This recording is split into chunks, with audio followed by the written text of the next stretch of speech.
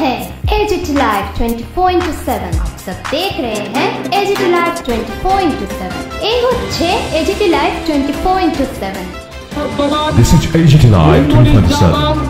মঠ মন্দির সাধু সন্ত হত্যা, বৌদ্ধ সন্তদের গলার নালি কেটে হত্যা সহ বিভিন্ন প্রশাসনিক লেভেলে যে সমস্ত আধিকারিকরা আছেন তাদেরকে জোরপূর্বক পদচ্যুতি, বিভিন্ন কলেজ বিশ্ববিদ্যালয়ের বেছে বেছে হিন্দু অধ্যাপক শিক্ষিকাদের উপর আক্রমণ এবং সারা বাংলাদেশ জুড়ে যে নৈরাজ্য, সেই নৈরাজ্যের বিরুদ্ধে আমরা বারবার তীব্রতর আন্দোলনে সামিল হয়েছি।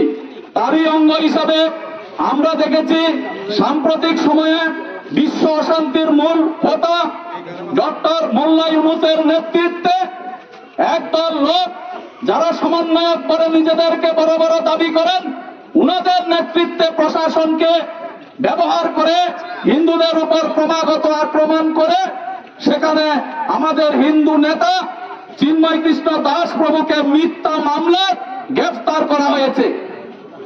আমরা দেখেছি যে বাংলাদেশের জামায়াত শিবির যারা দীর্ঘদিন ধরে সেই বাংলাদেশে পরম্পরাগত রূপে অশান্তি সৃষ্টি করেছে, একটা হিন্দু সংখ্যাগরিষ্ঠ দেশকে 100 বছরের মধ্যে যারা হিন্দু শূন্য করে দেওয়ার প্রয়াস করছে এবং আজকে হিন্দু সেখানে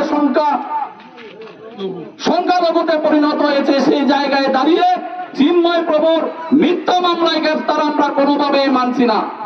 আজকে এক চিন্ময় কৃষ্ণকে গ্রেফতার করে আপনারা হিন্দু সমাজকে, সনাতনী সমাজকে কোনোভাবেই দমাতে পারবেন না। যতবার আক্রমণ হয়েছে ততবার হিন্দু সংগঠিত হয়েছে এবং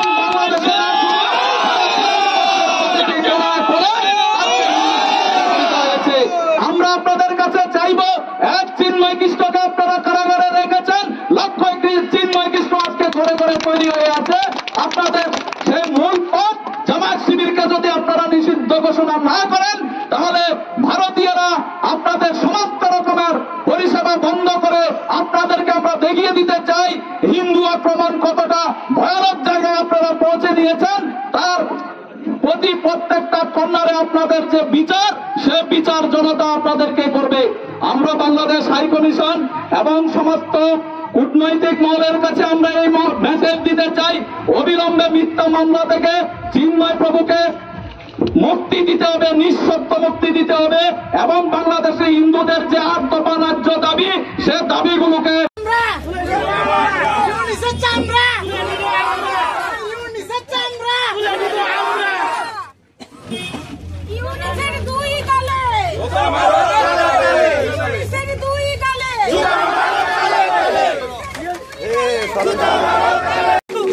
বিশ্ব হিন্দু পরিষদের মাননীয় সহসভাপতি